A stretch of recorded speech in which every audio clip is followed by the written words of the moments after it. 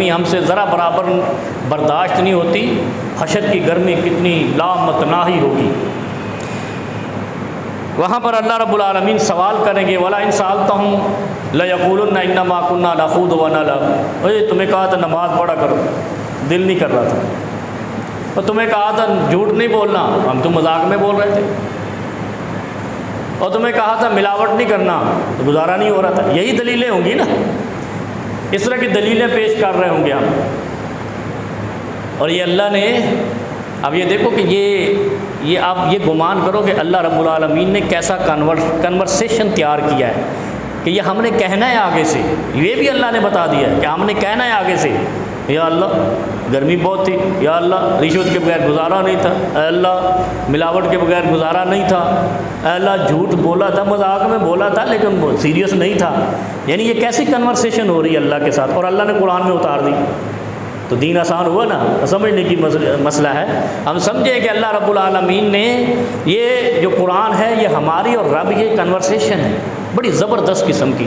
اگر ہم سوچیں اس کو، اللہ خود ہی کہہ رہا ہے کہ میں سوال کروں گا تم یہ کہو گے، لیکن ان کا جواب بھی آگے اللہ دے رہا ہے کہ پھر میں کیا کروں گا تمہارے ساتھ۔ یعنی اب تو ہمیں مان جانا چاہیے ان اللہ یعلم ما فی صدورکم، اللہ جو سینوں میں ہے وہ جانتا ہے۔ تبھی تو اس نے اپنی بات بھی اتاری، بندوں کی بات بھی اتاری، پھر اس کے اوپر اپنا فیصلہ بھی اتارا۔ یعنی پتہ تھا کہ یہ کہنا ہے، یہ ہونا ہے، یہ ہوگا، یہ کریں گے، پھر میں یہ ان کے ساتھ کروں گا۔ اب آدمی کہے جی ہمیں پتہ نہیں تھا، تو یہ قصہ ہی ختم ہو گیا، یہ بات ہی ختم ہو گئی، انمٹ ہو گئی کہ کوئی یہ کہے کہ اللہ مولوی نہیں پہنچا تھا مجھے دین کا پتہ نہیں چلا، بستر اٹھا کے تبلیغ کرنے نہیں پہنچا تھا ہمیں پتہ نہیں، یہ تو بات ہی ختم ہو گئی نا۔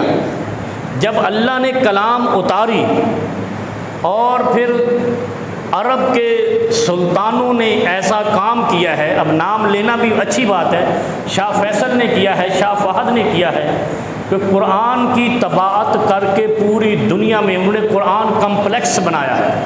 شاید جو حج پہ جاتے ہیں ان کو علم ہوگا، اللہ تعالیٰ سب کو لے جائے، اس کے اندر کروڑوں کی تعداد میں قرآن طباعت ہوتا ہے، چھپتا ہے، اور پورے انسانیت پہ تقسیم ہوتا ہے۔ یعنی جو حج پہ جاتے ہیں ان کو فری ملتے ہیں، ویسے بھی وہ کنٹینر کے کنٹینر دنیا میں بھیجتا ہے اور بانٹتا ہے۔ پہلے قرآن کمپلیکس تھا، شاید ابھی شاہ فہد قرآن کمپلیکس اس طرح کچھ انہوں نے نام رکھا ہے، جس میں صرف قرآن چھپتا ہے۔ اب یہ حجت بھی ختم ہو گئی کہ یہ کتاب ہمارے پاس نہیں پہنچی۔ وہ الگ بات ہے کہ آپ کے بر صغیر میں ایسے ٹوٹکے پیدا ہو چکے ہیں جو قرآن کو آپ تک پہنچنے نہیں دیتے، ادب کے قرینے میں چھپائے رکھتے ہے نا۔ ایسے وہ ادھر بھی آئے، ایک قاری صاحب میرے پاس لے آئے ان کو، وہ 8-10 قرآن لے کے آیا اسپیشل، اس میں جناب وہ کیا وہ غلاف کہتے ہیں، غلاف صرف ایک چیز پہ، اس کے علاوہ کسی پہ بھی جائز نہیں ہے۔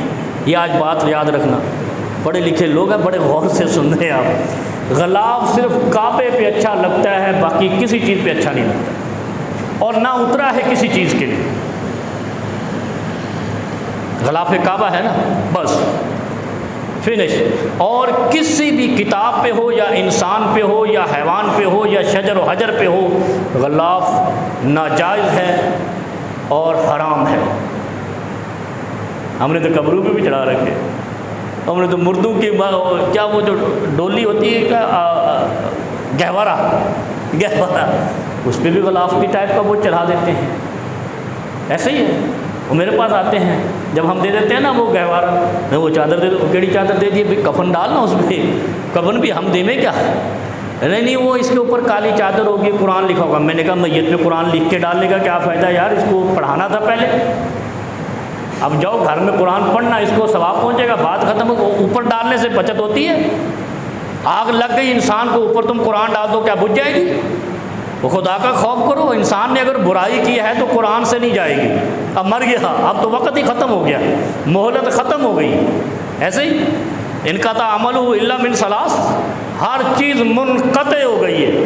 اب 3 چیزیں بچی ہیں، صالح اعمال بچے، صالح اولاد بچی، علم بچا، تیسری چیز ہی کوئی نہیں۔ یا غلط کہہ رہا ہوں؟ یہ نبی کا فرمان ہے، 3 چیزیں انسان کے لیے بچتی ہیں، صالح اعمال، صالح اولاد اور علم ينتفع به، ایسا علم جس سے لوگوں کو فائدہ پہنچے۔ دیکھو اللہ نے کیسی حکمت اللہ کے رسول نے بتائی، علم پڑھ کے تو جا کے ٹیکسی نہیں چلانا، کرتے ہیں نا 8 سال زکوٰۃ پہ مدرسے میں پڑھا، بعد میں W11 پہ کنڈکٹر بنا ہوا، میں نے خود دیکھا۔ ابھی یار انسان کے بچے میں نے ایک دیکھا عالم میرے ساتھ فارغ ہوا، اسٹیٹ ایجنسی چلا رہا ہے، داڑھی بھائی جان جتنی ہے۔ میں نے ایک دن، اب وہ میرے پیچھے آنا بند ہو گیا یہاں سے جمعہ پڑھ، میں نے اس کو اتنا وہ دھویا یہاں پہ، میں نے کہا تجھے شرم نہیں آتی؟ نکال پیسے وہ جو زکوٰۃ کے مدرسے میں کھائے، سارا پیسہ واپس کر اسی مدرسے کو، تیرے اوپر اتنا خرچہ کیا نبی کا وارث بنانے کے لیے امت کے لوگوں نے، اور تو جا کے اسٹیٹ ایجنسی چلا رہا ہے۔ تو اسٹیٹ ایجنسی چلانے سے تو ادھر کیا لینے آیا ہے؟ بھائی ڈاکٹر بننا تھا تو میڈیکل یونیورسٹی میں داخلہ لیا، اگر تو نے ڈاکٹر بننا ہی نہیں تھا تو ادھر کیا لینے آیا؟ پھر چوکیدارا کر جا کے۔ یہ بڑی باتیں ہیں اللہ کے بندو، یہ ہماری پکڑ ہو جانی ہے۔ ہم کوئی اللہ کے رشتہ دار تو نہیں ہیں، یہ نبی کے رشتہ دار بھی پکڑے جائیں گے، نبی کے رشتہ دار بھی پکڑے جائیں گے۔ کیوں پکڑے جائیں گے؟ کیوں عمل نہیں کیا؟ اے مالی 3 بار نبی علیہ السلام نے اپنی اس لخت جگر کو کہا کہ جو جنت کی عورتوں کی سردار ہے، سردار بھی کہا، پھر عمل کا بھی کہا، عمل کرو عمل کرو عمل کرو۔ جو عمل اللہ نے اتارا ہے وہ اللہ نے اس کا حساب لینا ہے۔ کوئی ایسا بھی ہوتا ہے کہ تجھے کوئی جاب پہ رکھے، کام پہ رکھے، نوکری پہ رکھے، یا ادارے میں CEO رکھے اور اس کے بعد مالک آپ سے پوچھے ہی؟ ایسا تو نہیں ہوا نا، احتساب ہوتا ہے۔ ہم نے تو اپنے ملک میں ایک نیب بھی بنا رکھی ہے جو حساب لیتی ہے، اکاؤنٹیبلٹی بیورو بنا رکھی ہے۔ اکاؤنٹیبلٹی تو یہ ہونی ہی ہونی ہے، یہ تو پیدائش ہے انسان۔ اکاؤنٹیبلٹی تو ہمارے باپ کی ہو گئی، آدم علیہ السلام کی ہوئی نا۔ تو اس لیے یہ بے شرم قسم کے چہرے اٹھا کر کہتے ہیں نا نیب غلط استعمال ہو رہا ہے، صحیح ہو رہا ہے، لیکن نیب بے غیرت ہے، وہ تعصب کرتا ہے،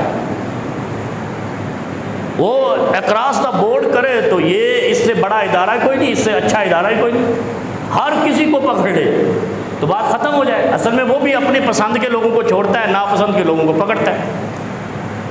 سپریم کورٹ سے یا کسی بھی عدالت انصاف سے اعلیٰ درجہ اکاؤنٹیبلٹی کو ہے۔ اصل تو احتساب ہے، دنیا میں آ کر دینا ہے، پھر آخرت میں بھی دینا ہے۔ وَلَئِن سَأَلْتَهُمْ لَيَقُولُنَّ إِنَّمَا كُنَّا نَخُوضُ وَنَلْعَبُ۔ جب اللہ پوچھے گا نا، ہاں بھائی کہا تھا نا جھوٹ بولنے والوں پر اللہ کی لعنت ہے، اے اللہ ہم نے جھوٹ تو نہیں بولا، مذاق کر رہے تھے۔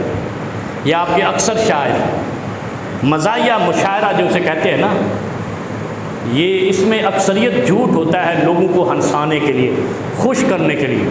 بعض لوگ مجلس میں بھی بیٹھے ہو نا تو ایسے چٹکلے چھوڑتے رہتے ہیں ایسے ہی کسی کے اوپر، اور ان میں مولوی بھی ملوث ہے، پتہ ہے آپ کو، مولویوں کی بھی اکثریت ملوث ہے۔ وہ ایسے لطیفے سناتے ہیں جن کے کوئی حقیقت نہیں ہوتی، ایسی بات، وہ بھی خطبہ جمعہ میں ایسی بات کرنا جس کا سر پیر نہ ہو، جو صرف لوگوں کو ہنسانے کے لیے ہو۔ لا تعتذروا قد کفرتم بعد ایمانکم، پھر اللہ اس کا عذر قبول نہیں کرے، پھر اللہ ایسے لوگوں کا عذر قبول نہیں کرتے۔ تو کیا مراد ہے؟ معذرت کرتے ہیں نا، سوری کرتے ہیں نا، سوری، یہ سوری تو آپ نے بنائی ہے، ادھر سوری بوری نہیں چلے گی، ادھر تو ڈو اینڈ ڈن ہوگا، کیا یا نہیں کیا، کیا ہے تو لا تعتذروا، اب کوئی معذرت قبول نہیں ہے، اور اگر نہیں کیا تو اللہ پوچھے گا کہ نہیں، شاباش دے گا، جنت کی طرف روانہ کر دے گا، فلاح کی طرف روانہ کر دے گا۔ اچھا، یہ بھی میں اکثر بتا چکا ہوں، یہ جو ہے نا جنت کا جب ذکر آئے نا تو یہ ٹپیکل سوچ نہیں رکھا کریں کہ بس مر کے ہی ملنی ہے۔ اللہ کے نبی صلی اللہ علیہ وسلم کی ایک فرمان یہ بھی آتا ہے کہ اچھی بیوی بھی جنتیوں کی علامت ہے، فرما بردار جسے کہتے ہیں، اچھی اولاد، نیک اولاد ہونا بھی جنتیوں کی علامت ہے، تو یہ تو دنیا میں ہوگا۔ اور پھر فرمایا کہ جس کی بیوی نافرمان ہے اس کی دنیا جہنم ہے، دنیا جہنم ہے، دنیا میں جہنم بھی ہے، ہے نا. تو یہ کیا باتیں ہیں؟ اس سے مطلب یہ واضح ہوتا ہے کہ جو لوگ اللہ کے فرما بردار ہیں ان کی دنیا اچھی رہے گی. اطمینان. اصل دنیا اچھی صرف مال و دولت سے نہیں ہوتی. مال و دولت والوں کو دیکھو ذلیل و خوار ہو رہے ہیں. اصل دنیا کی اچھائی اطمینان قلب سے زندگی گزارنا ہے. بیماریوں سے، آفتوں سے، پریشانیوں سے، ان چیزوں سے، تنگ دستی سے نجات کے ساتھ زندگی گزارنا، یہ جنتی ہونے کی علامت ہے. خوش نصیب ہے وہ شخص، نبی علیہ السلام نے فرمایا، جس کا اچھا گھر ہے، اچھی سواری، اچھی بیوی، وہ خوش نصیبوں میں شمار کیا. جنتیوں میں خوش نصیب ہی جنتی ہوں گے نا. نبی علیہ السلام نے فرمایا کہ دنیا میں خوش نصیبی کی علامت یہ ہے، اچھا گھر سے مراد ہے کشادہ گھر. یہ فلیٹ سسٹم بھی کشادہ ہوتے ہیں. دیکھو نا، یہ اللہ کے حبیب سے صحیح حدیث ہے. یہ فرمایا کہ اچھا گھر، کشادہ گھر میں رہنا، یہ بھی خوش نصیبی کی علامت ہے. اچھی سواری کا ہونا، اس زمانے میں سب سے اچھی سواری کیا تھی؟ گھوڑا. گھوڑا سب سے اچھی سواری تھی. جیسے آج کل آپ سمجھ لیں کہ یہ جو لینڈ کروزر چل رہی ہے اور یہ بڑی بڑی فارچونر ہے، اس زمانے کی فارچونر سے بھی مہنگی یہ تھی. گھوڑا سب سے قیمتی جانور تھا اور میرے خیال ابھی بھی ہے. اور یہ بھی نبی علیہ السلام نے فرمایا تھا کہ گھوڑا بہادروں کی علامت. جیسے آج کل وہ ویگو بہادروں کی علامت ہے، جدھر ویگو آتی ہے خوف پھیلاتی جاتی ہے. تو گھوڑا اس وقت بہادروں کی علامت ہے، اور آج بھی بہادر. جو قومیں اس وقت بہادر ہیں یا جو لوگ بہادر ہیں وہ گھوڑے پال ضرور ہیں. ترک ہوں یا عرب ہوں یا اجمی ہوں، جن کے ہاں گھوڑے پالے جاتے ہیں وہ علاقوں میں بہادر شمار کیے جاتے ہیں. اور جو لوگ صرف بس اپنی روٹی دال پہ اور چھوٹے موٹے معاملات کرتے ہیں وہ بہادر وڈیرے نہیں بنتے. وہ اور ہمارے یہاں بڑا جھگڑا رہتا ہے، وڈیرا شاہی، نواب شاہی، پتہ نہیں کیا کیا ہے. یہ کوئی حرام چیز تھوڑا ہی ہے. اصل میں تمہاری نیت صاف نہیں ہے. نیت صاف ہو، اصلاح کی تعلیم ہو اور یہ وڈیروں کو خدا کا خوف ہو تو وڈیرا شاہی تو بری بات نہیں ہے. وڈیرے ہی تھے جو اسلام میں اللہ کے نبی صلی اللہ علیہ وسلم نے خود مانگے تھے کہ یہ اگر اسلام میں آ جائیں چلو غالب آ جائیں گے ہم. عمر ابن خطاب مانگا، عمر ابن ہشام مانگا، کہا یا اللہ ان دونوں میں سے ایک تو دے دے، ایک تو دے دے. پھر عمر ابن خطاب آئے تو کیا ہوا؟ پھر عمر ابن ہشام کی پٹائی ہوئی. پھر دو وڈیروں میں سے ایک آیا، دوسرے کی ٹھکائی ہو گئی. اسی طرح دو قبیلے لڑ رہے تھے، نبی علیہ الصلوۃ والسلام سے جنگ پہ آمادہ تھے، جھگڑا تھا، یہودی قبیلے تھے. اللہ کے نبی صلی اللہ علیہ وسلم نے ایک سے معاہدہ کر لیا، دوسرے کی ٹھکائی کر دی، فنا کر دیا وہ قبیلہ، ایک سے صلح کر کے اور معاہدہ کر کے. تو بات یہ ہے کہ کوئی بھی چیز اللہ رب العالمین نے بیکار نہیں بنائی ہے، کوئی سوچ اور دماغ بھی اب نارمل نہیں بنایا. یہ ہماری اپنی حرکتیں ہیں جس کی وجہ سے عام نابود ہوتے جا رہے ہیں، برباد ہوتے جا رہے ہیں. وَلَا إِن سَأَلْتَهُمْ لَيَقُولُنَّ إِنَّمَا كُنَّا نَخُوضُ وَنَلْعَبُ. اللہ کے سوال کرنے پہ یہ بندے اللہ کو کہیں گے اللہ کوئی بات نہیں، ہم تو جھوٹ بول رہے تھے ایسی کھیل کود میں اور گپ شپ کرنے کے لیے. پھر اللہ آگے کہے گا، اللہ نے جھوٹ بولنے پر آیت اتاری نا، لعنت اللہ علی الکاذبین، کہا جھوٹوں پر اللہ کی لعنت. اللہ کہے قل اب اللہ و آیاتہ و رسلہ کنتم تستہزئون. دنیا میں جب تمہیں اللہ نے زندگی دی، ہم نے زندگی دی تھی، تم میری آیات کا مذاق اڑاتے تھے، میرا بھی مذاق اڑاتے تھے. آپ نے دیکھا ہوگا شاعروں میں یہ جب گفتگو کرتے ہیں نا شاعری میں تو اللہ کا بھی مذاق اڑا جاتے ہیں. خدا کے اوپر ایسے ہنسنی والا کوئی جملہ فٹ کر جاتے ہیں، مجھے یاد نہیں ہے لیکن میں نے تو سنے ہیں کہ اللہ کے بارے میں بھی ایسا جملہ کہا جاتا ہے کہ اللہ نے ایسا پکڑا ویسا پکڑا. وہ ہے جملے، وہ کبھی ہمیں یاد آ گئے، ہم نے سن لیے تو لکھ لیں گے، آپ کو بتا دیں گے کہ یہ کتنی اللہ کی صریحاً توہین ہے اور مذاق ہے اللہ کے نام کے ساتھ. فرمایا قل اب اللہ و آیاتہ و رسولہ، تم جب دنیا میں تھے تو میرا مذاق اڑاتے تھے، میری نشانیوں کا مذاق اڑاتے تھے. اللہ کی نشانی کیا ہے پتہ ہے آپ کو؟ پچھلے زمانوں میں تو نشانی آتی تھی نا، کسی کے لیے آگ کی نشانی، کسی کے لیے کوئی نشانی، کسی کے لیے اونٹنی کی نشانی. میری نشانیاں، اور نشانیاں ساری قرآن میں گنوائی ہیں کیا نشانی ہے؟ کسی کو طوفان میں ڈبو دیا، کسی کے اوپر چیخ اتاری، کسی کے لیے زمین پھاڑ دی، ایسے ہی ہے نا. یہ نشانیاں ہیں جو ساری قرآن میں گنوائی گئی ہیں. کنی کی شکلیں بدل دی، مسخ کر دیا، کسی کو دھنسا دیا، جیسے آپ کے یہ کشمیر میں اور یہ بالا کوٹ میں زلزلہ آیا، دھنسا دیے. یہ نشانیاں ہیں. صرف کس لیے یہ نشانیاں ہیں؟ توجہ دلانے کے لیے. کہتے ہیں نا توجہ دلاؤ نوٹس، یہ اللہ توجہ دلاؤ نوٹس کرتا ہے. کہیں پر عین فصلیں پک رہی ہوتی ہیں، یہ اللہ کے حبیب نے فرمایا ہے کہ اگر فصلیں پک رہی ہوں اور بارشوں کی زیادتی ہو جائے تو یہ اللہ کی پکڑ ہے. اور کہیں پر فصلیں پکڑ رہی ہوں اور ایسا اللہ کی طرف سے طوفان اور زلزلہ آ جائے یا اندھیری آ جائے، سب تباہ ہو جائے، یہ بھی اللہ کی پکڑ ہے. یہ نشانیاں ہیں اللہ کی. یا بارشوں کی کثرت، یہ بھی اللہ کی پکڑ ہے. یا بارشوں کا روک لینا، قحط کا پڑ جانا، یہ بھی اللہ کی پکڑ ہے، اللہ کی نشانیاں ہیں. اور اللہ انہی کو بیان کرتا ہے. کیا کہتا ہے؟ قل اب اللہ و آیاتہ و رسولہ کنتم تستہزئون. تمہیں دنیا میں بھیجا تھا کہ میرے حکموں کو ماننا، میرے نبی کی بات پہ عمل کرنا، اس کے طریقے پہ چلنا اور میری نشانیوں کو تسلیم کرنا. یؤمنون بالغیب، قرآن کے پہلے سورت کی پہلے صفحے کی پہلی دوسری لائن ہے، یؤمنون بالغیب. اور پھر آگے کیا؟ تقیمون الصلاۃ، غیب پہ یقین رکھتے ہیں، مومن ہیں. وتقیمون الصلاۃ، نماز قائم کرتے ہیں. اچھا، نماز کا کنسیپٹ کیا ہے؟ نماز کا کنسیپٹ یہ ہے کہ یہ پیشانی اللہ کے در پہ جھکانا. یہ آج سمجھ لیں، صلاح کا جو ڈکشنری کا معنی ہے، جو لفظی معنی ہے، اس چیز کو صرف ایک رب کبریا، رب اولا کے سامنے جھکانا، یہ نماز ہے. اس کے علاوہ سارا فساد ہے. اگر کوئی قبر پہ جھکاتا ہے، مزار پہ جھکاتا ہے، پتھر پہ جھکاتا ہے، کسی علم پہ جھکاتا ہے، کسی جبے پہ، کبے پہ یا کسی گنبد پہ جھکاتا ہے، وہ حرام ہے، وہ نماز نہیں ہے. اگر وہ نماز ہوتی تو جنازے میں جھکنا بھی ہوتا. نماز جنازہ میں، جس کو نماز جنازہ یہ ہم کہتے ہیں، یہ اصل میں ہے دعائے جنازہ، اس لیے کہ یہاں جھکنا ہے ہی. ادب کے قرینے کے ساتھ کھڑے ہو کے آپ نے کھڑے کھڑے ہی سب کچھ پڑھنا ہے، پیشانی نہیں جھکانی. کیوں؟ آگے میت ہے، آگے مردہ ہے. کبھی سوچا اس چیز پہ؟ صلاح کا معنی ہے کہ یہ پیشانی صرف ایک رب اولا کے سامنے جھکے، اور جہاں آگے کوئی تشبیہ آ جائے نہ جھکے.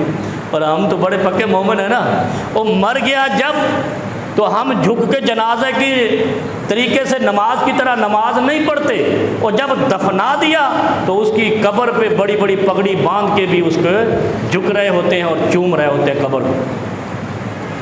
کبھی دیکھا آپ نے؟ میں نے تو دیکھا ہے.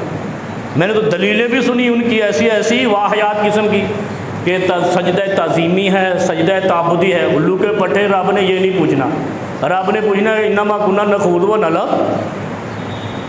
ہم نے تو اللہ نے کیا بولا؟ یقولن انما کنا نخوض ونلعب. یہ ہیں وہ مولوی جو اللہ کے ساتھ اٹکیلیاں کرتے ہیں، مذاق کرتے ہیں اور اللہ کو ٹھٹھا بناتے ہیں. تستہزئون، استہزاء کرتے ہیں. اور استہزاء صرف کن کے لیے اترا ہے؟ جو کافر تھے، اللہ کے نبی صلی اللہ علیہ وسلم کا مذاق اڑاتے تھے، اللہ کے حکموں کا مذاق اڑاتے تھے. اور یہاں اللہ نے دوسری آیت میں کیا فرمایا؟ یہاں پہ لَإِن سَأَلْتَهُمْ لَيَقُولُنَّ، جب ہم سوال کریں نا، اوے قبر پہ کیوں جھکا تھا؟ میں تو ایسے جھکا تھا، سجدہ تعظیمی تھا. الو کے پٹھے، سجدہ تو روا ہی رب کے لیے ہے. جو تیرا خالق ہے وہ کون تھا؟ وہ جی میرا مرشد تھا، میرا کیا پیر تھا، کوئی ولی اللہ تھا.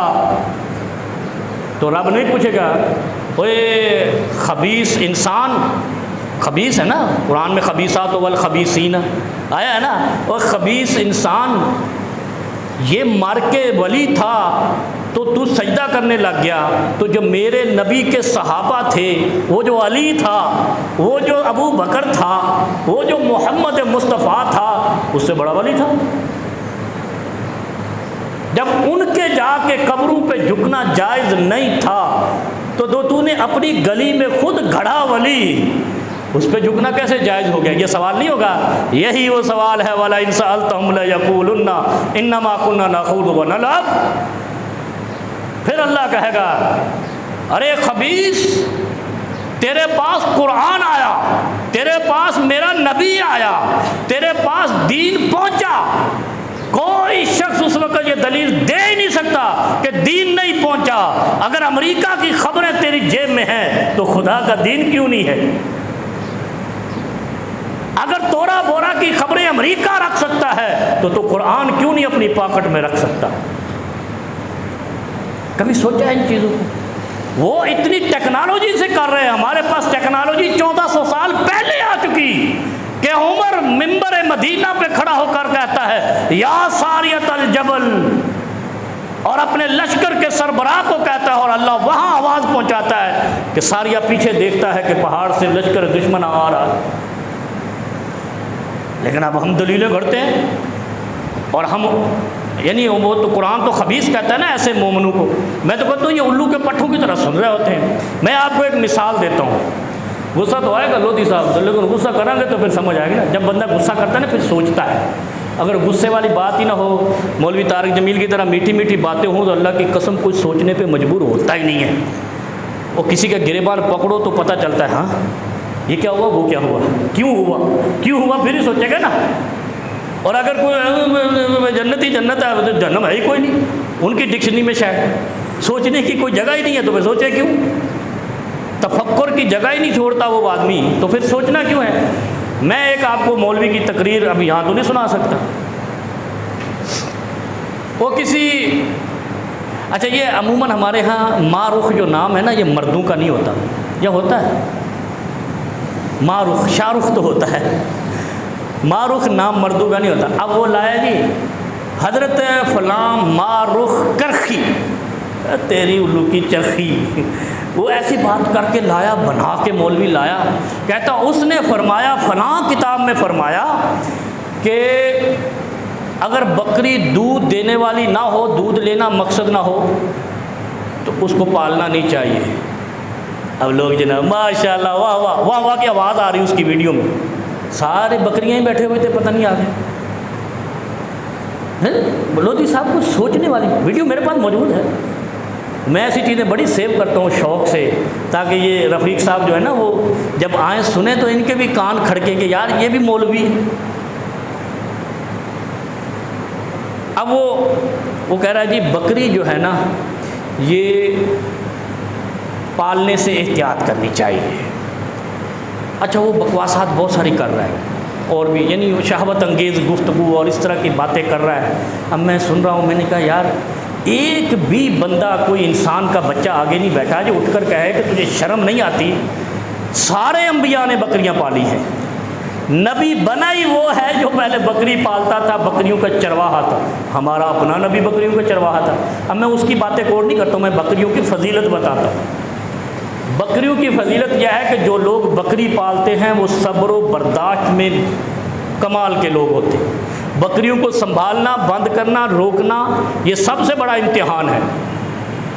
یہ گوٹھ میں دیہاتوں میں رہنے والے لوگوں سے پوچھو جا کے بکری کتنا تکلیف، اچھا بھیڑ اتنا تکلیف نہیں دیتی، بھیڑ سر پہ سر دے کے کھڑی ہو جاتی ہے ایسے، نہیں تو تھر پارکر میں گیا ہوں بہت دفعہ، میں نے دیکھا ہے رات کو روڈ کے اوپر ایسے وہ بنا کر نا پورا گول دائرہ سا بنا کے آرام سے کھڑی ہوتی، بڑا شوق ہوتا ہے گاڑی کھڑی کر کے ہم دیکھتے رہ کے دیکھو اللہ کی شان، آرام سے کھڑی۔ لیکن بکری ایسا نہیں کرتی، بکری چھوڑ کے تو دیکھو تھوڑا، تمہیں نچائے گی۔ بکریاں اس لیے اللہ رب العالمین نے اپنی انبیاء سے چروائیں کہ ان کے اندر حوصلہ، برداشت، تحمل اور بردباری آ جائے اور صبر آ جائے۔ صبر اگر کسی کو نہیں آتا نا تو وہ بکریاں پالے۔ اب وہ مولوی کہہ رہے ہیں جی بکریاں نہیں پالنی چاہیے، اگر آپ کو بکری سے بد نظری ہو جائے اور آپ نے دودھ لینا نہیں ہے اور آپ کی نظر اس کے تھنوں پہ چلی گئی تو آپ گناہگار ہو گئے۔ اب یہ مولوی ممبر پہ بیٹھا ہوا فضل صاحب، اب میں اس کو کیا کہوں، بے غیرت کے بچے کو کسی نے پکڑ کے اتارا نہیں کہ تو نبی کی سنت پہ ڈائریکٹ حملہ کر رہا ہے اور تو دین کا نام لے رہا ہے میرے پاس ویڈیو، انڈیا کا ہے، بتاؤ۔ اب اللہ رحم کر دے ہمارے اوپر۔ اچھا پھر یہ قوم جو ہے نا لے مین، میں آپ سے بھی کہتا رہتا ہوں کہ یار کچھ شرم کیا کرو، میرے سے سوال کیا کرو، مجھے مزہ آتا ہے جب آپ سوال کرو، تو وہ پھر ان کے مرضی کیا کہتے ہیں جمعہ، میں اکثر یہ کہتا ہوں یہاں پہ کہ یار میرے پاس جمعہ وہ پڑھا کرو جس نے جمعہ پڑھنا ہو، جس نے بھگدڑ میں جمعہ پڑھنا ہے نا وہ بھگدڑیوں کے پاس جائے، تسلی سے ہمارے پاس آیا کرو، تسلی سے جمعہ سنا کیا کرو، اور اس کے بعد اس جمعہ پہ غور و فکر کیا کرو، جو بات سمجھ نہیں آئی اللہ سے دعا مانگا کرو کہ اللہ دوبارہ اگلا جمعہ آپ کو توفیق دے، یہاں آؤ، دوران جمعہ کھڑے ہو جاؤ، لیکن یہ نہیں کھڑے ہو جاؤ مولوی صاحب ٹائم زیادہ ہو گیا، یہ تو جمعے کا کوئی تعلق نہیں، اس سے مسئلے کا تعلق ہے۔ ٹائم تو آپ سے میں نے لینا ہی وہ ہے جو میری خواہش ہے، تاکہ میں اپنے رب کو جواب دے سکوں، اللہ اتنی باتیں بتائی تھی میں نے، اور کسی نے بھی سوال نہیں کیا، میں یہ بھی کہہ دوں گا کہ ان سے میں نے اتنی باتیں کی، میں نے اس میں 2 باتیں جان بوجھ کر غلط اس لیے کی کہ یہ اٹھ کے پوچھتے نہیں ہیں، تو اتنے تو جاہل بن کے نہیں رہو، کلمہ پڑھنے کے بعد کوئی جاہل نہیں ہے، سارے عالم ہیں، جن کو یہ پتہ چل گیا کہ اللہ ہمارا معبود ہے، محمد ہمارا رسول ہے، تو وہ عالم ہے۔ باقی تو مسائل ہیں، فضائل ہیں، مسئلہ کیسے وضو کیسے کرنا یہ مسئلہ ہے، یہ علم نہیں ہے، یہ مسئلہ معلوم کرو۔ دوائی اصل میں علم ہے، اور کھانی کیسے یہ مسئلہ ہے، پوچھو ڈاکٹر سے کیسے کھانی ہے، تو کیسے کھانی ہے یہ مسائل ہے، کیسے کرنا ہے یہ مسائل ہیں، اصل تو علم یہ ہے کہ ڈاکٹر نے آپ کی مرض پکڑ لی ہے، یہ علم ہے۔ فرق ہے نا تھوڑا سا، یار یہ چیزیں سیکھا کرو یار۔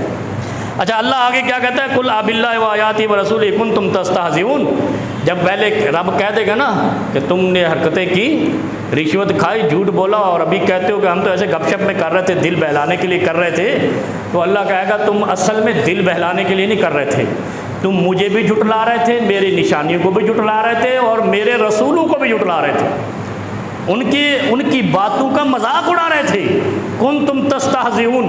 پھر آگے اللہ کہے گا لا تعتذروا، وہ جیسے ہمارے ہاں کہتے ہیں نا کوئی سوری کرے، ہلو کا بڑا سوری والا آ گیا، ایسے کرتے ہیں نا، تو اللہ بھی ایسے کرے گا، وہ کہیں گے جب یہ ساری باتیں ہو جائیں گی نا، پھر اللہ کے سامنے کیا کہیں گے، لا تعتذروا قد کفرتم بعد۔ اچھا اس کی بھی ایک مثال دیتا ہوں،